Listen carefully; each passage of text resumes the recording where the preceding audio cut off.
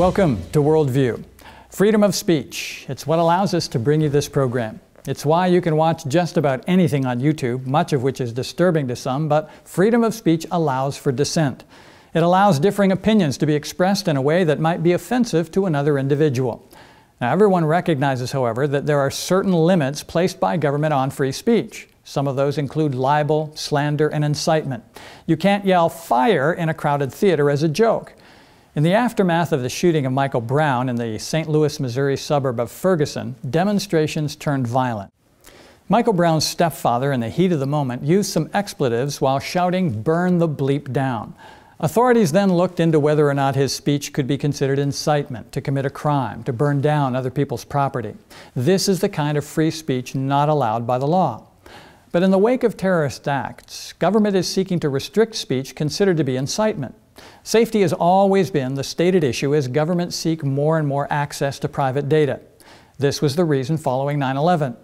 According to a PBS website, the U.S. government adopted some controversial new tactics intended to prevent future terrorist attacks, including warrantless eavesdropping on Americans' phone calls, secret demands for records under the Patriot Act, and FBI sting operations against people thought to be potential terrorists. According to the Washington Post, by a roughly 2-to-1 margin, Americans say they are willing to give up personal privacy to let the federal government investigate terror threats. 76% say they are increasingly concerned over the possibility of a major terrorist attack in the United States. And with the continued terror attacks in the US and Europe, people are justifiably concerned. Yet the tactics being taken may overcompensate and end up limiting speech that should be protected. One of the major vehicles for free speech is the internet. News, articles, blogs, audio, and video are all forms of speech disseminated via the internet. But increasingly, there's a cry for hate speech and speech designated to incite violence to be censored. Thus, the European Union has teamed up with Facebook, Twitter, YouTube, and Microsoft to combat illegal speech online in Europe. Joining us now to break it all down is Ben Fox-Rubin. He's a reporter over at CNET. So, Ben, this new arrangement, the new rules are meant to cut down on the inciting of violence, the spread of terrorist propaganda and whatnot in Europe. First of all, if any of these companies spot hateful content, what do they actually do to begin with? Well, they're supposed to get rid of it. What this code of conduct mentions is that if something is validly flagged by, I'm assuming, a user or an advocate, it says this is hateful, this is illegal hateful content, then within 24 hours, under this new code of conduct, they're supposed to review it and then get rid of it. So that's what's new. If I don't like something you posted on Facebook, a tweet, or a video on YouTube, it could potentially be removed within 24 hours. And how will it be decided if it's hate speech? Well, for now, it's Facebook, Twitter, Google, and Microsoft who are attempting the delicate balance between free speech and hate speech. Will it make a difference from the European protocols already in place? First of all, on the European Union side of things, what are your thoughts about this? Are you optimistic? Could this be successful because there are such tech behemoths, these kind of centers, these hubs of internet content? Are they all joining together on this new code of conduct? I think we all know that dealing with this type of thing on social media is kind of like whack-a-mole. So no, I'm not terribly optimistic that this is really going to make much of a difference.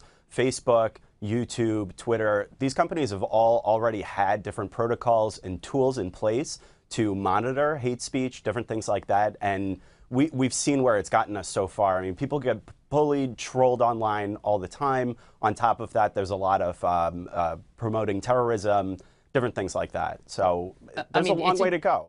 While some commentators don't foresee the problem being that large, as many protocols are already in place, others worry the vague language within the European Code of Conduct could lead to outright censorship. Not all members of the European Parliament agree with the adopted Code of Conduct. They consider it to be Orwellian, as offensive speech is removed and replaced by counter-narratives. The Code of Conduct requires that offensive material be removed from the internet within 24 hours and counter-narratives replace the offensive speech. Here are some of the rules adopted in the Code of Conduct by Facebook, Twitter, YouTube, Microsoft, and the European Commission. The IT companies taking the lead on countering the spread of illegal hate speech online have agreed with the European Commission on a Code of Conduct setting the following public commitments. The IT companies to have in place clear and effective processes to review notifications regarding illegal hate speech on their services so they can remove or disable access to such content. The IT companies to have in place rules or community guidelines clarifying that they prohibit the promotion of incitement to violence and hateful conduct. The IT companies to review the majority of valid notifications for removal of illegal hate speech in less than 24 hours and remove or disable access to such content if necessary. The IT companies and the European Commission, recognizing the value of independent counter-speech against hateful rhetoric and prejudice, aim to continue their work in identifying and promoting independent counter-narratives, new ideas and initiatives, and supporting educational programs that encourage critical thinking. The agreement also requires Internet companies to establish a network of trusted reporters in all 28 EU member states to flag online content that promotes incitement to violence and hateful conduct. The Gatestone Institute, a nonpartisan, not-for-profit international policy council and think tank, sees the Code of Conduct as a war on free speech. The day after the Code of Conduct was implemented, Facebook suspended the account of Ingrid Carlqvist, Gatestone's Swedish expert, after she posted a Gatestone video to her Facebook feed called Sweden's Migrant Rape Epidemic. Here are some of the excerpts from that video. Hi, I'm Ingrid Carlqvist for the Gatestone Institute. Once upon a time, there was a safe welfare state called Sweden. This beautiful part of Sweden that we call Skåne is where my forefathers lived as long back as I have been able to research, the beginning of the 18th century. Now, Sweden has turned into Absurdistan, a country that has one of the highest number of reported rapes in the world. Hundreds of so-called exclusion areas, more than 55 no-go zones where police and ambulance get stoned, and Sharia law is becoming more important than Swedish law. One of the things that Swedes are most scared of is rape. Even though it's forbidden to keep statistics on the rapist's ethnic background or religion, we know who is behind the near 1,500% increase of rapes in Sweden. Almost every day we can read in the so-called alternative media about rapes against Swedish women and girls committed by asylum seekers or other migrants from the third world. Up until a few decades ago, no one had heard about gang rape. Now it happens every week. Ingrid Carlqvist's report of the nearly 1,500% increase in rapes perpetrated by asylum seekers or other immigrants from the Third World was deemed hate speech and removed the day after the European Code of Conduct was adopted.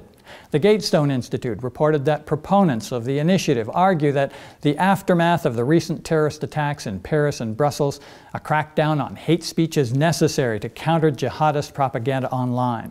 Opponents counter that the initiative amounts to an assault on free speech in Europe. They say that the EU's definition of hate speech and incitement to violence is so vague that it could include virtually anything deemed politically incorrect by European authorities, including criticism of mass immigration, Islam, or even the European Union itself. Well, that's what appeared to happen to Ingrid Carlqvist's video. It would be easy to do. Just get a bunch of people sympathetic to the rape of Sweden's girls and have them indicate to Facebook that Carlqvist's video is offensive, incites violence, or is hate speech, and down it comes. The majority rules and free speech is compromised.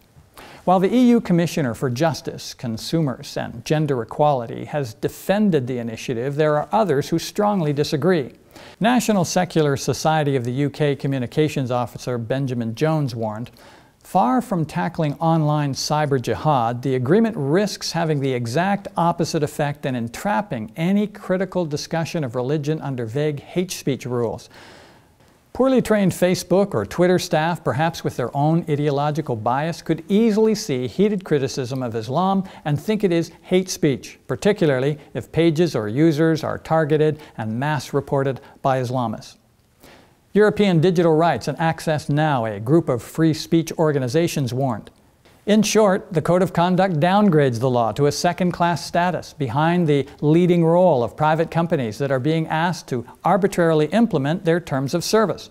This process, established outside an accountable democratic framework exploits unclear liability rules for online companies.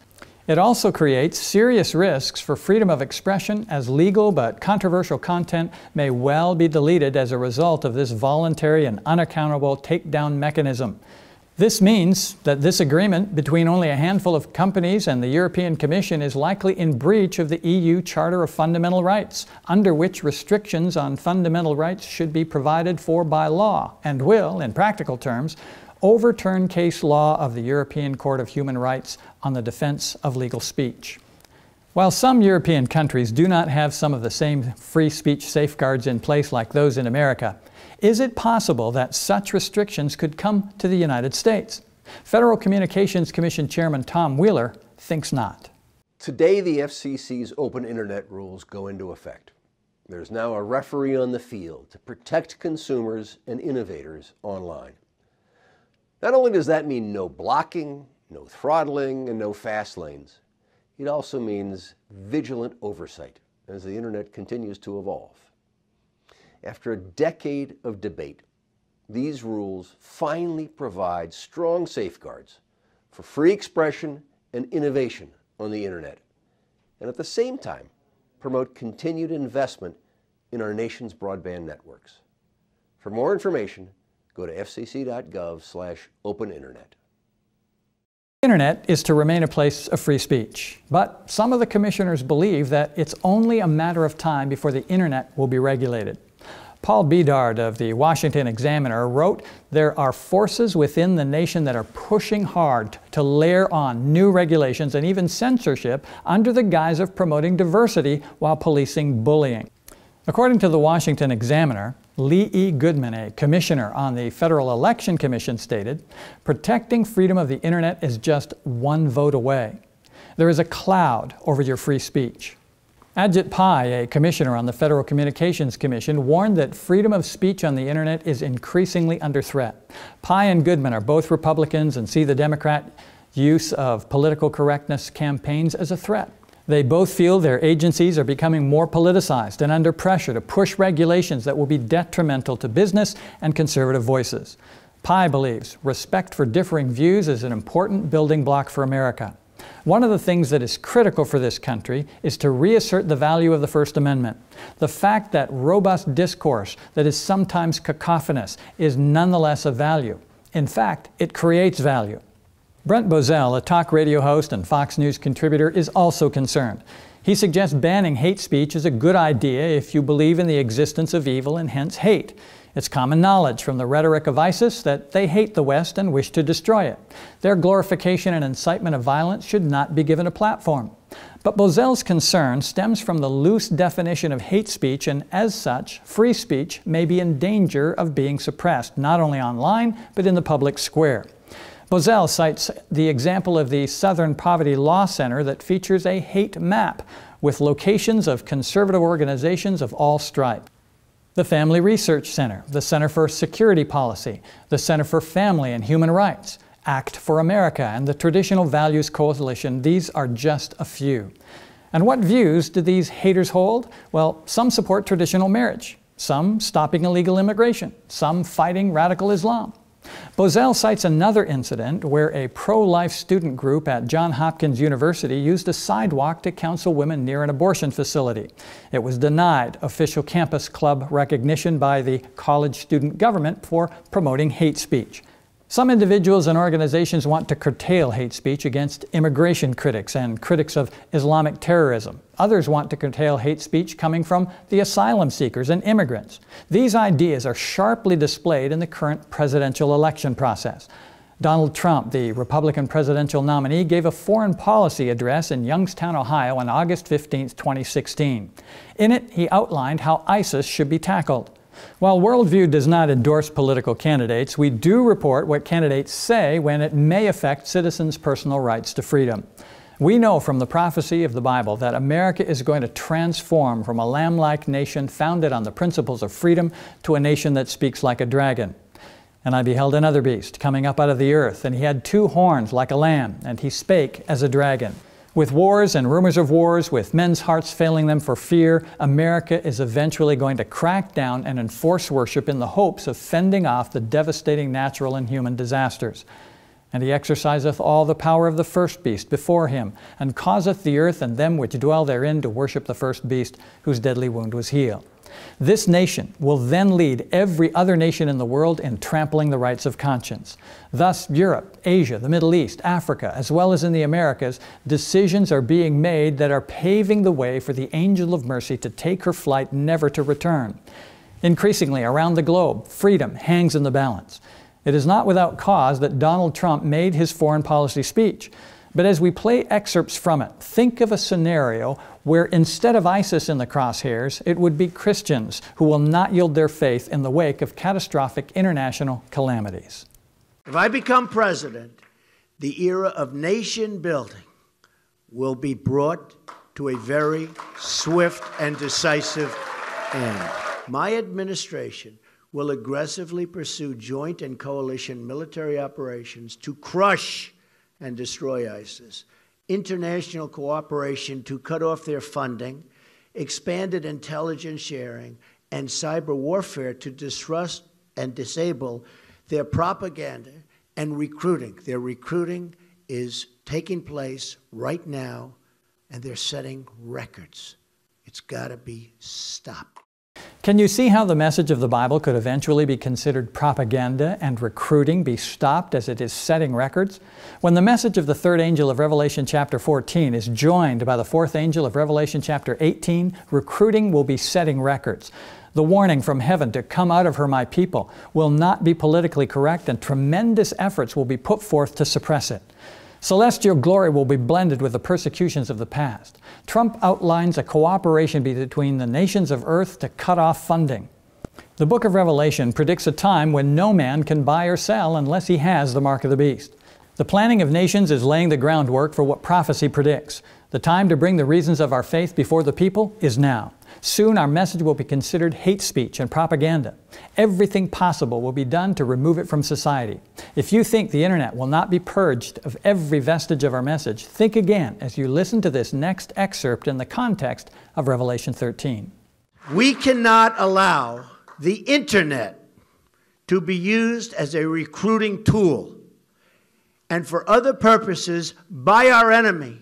We must shut down their access to this form of communication, and we must do it immediately.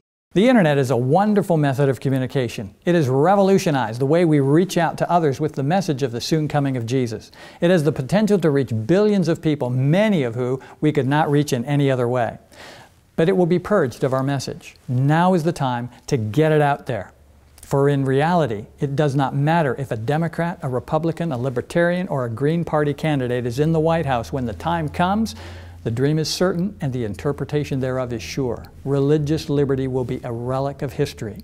We have a more sure word of prophecy. It is a light that shines in a dark place. We know from the Bible what will happen, and we need to be about our Father's business. Mr. Trump further outlines that ISIS will not be the only target. Other Islamic groups will be in the crosshairs. These tools will be used against any group that seeks to do America harm. Well, what group will be considered doing America harm when disasters are happening at an unprecedented scale? Those who will stand for the Word of God rather than the laws of the state.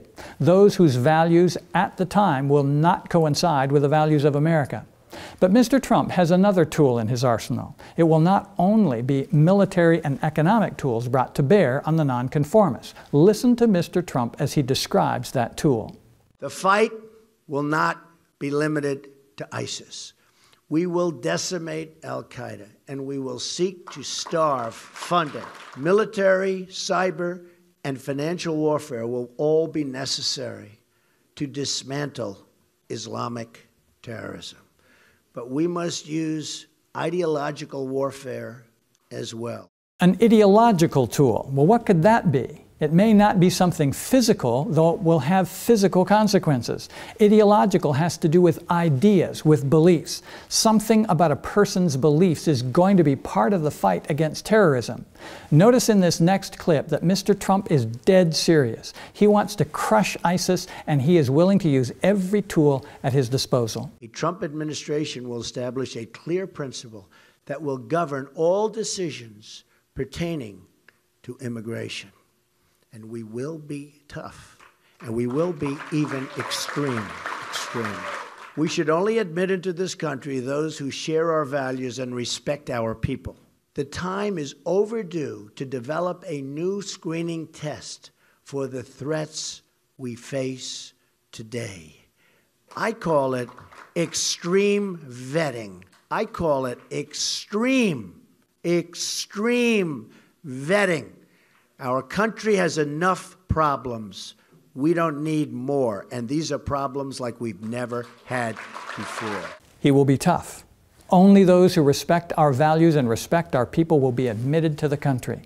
Sounds fair enough in light of the current stated goals of ISIS, who wish only to kill Americans. But what about this new screening test for the threats we are facing today? Extreme vetting with the emphasis on extreme. We don't know any specifics, but rest assured, America under Mr. Trump's plan will get up close and personal.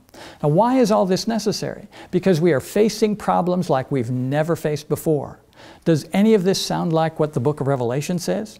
Yes, the third angel's message of Revelation chapter 14 warns the inhabitants of the world not to accept the mark of the beast.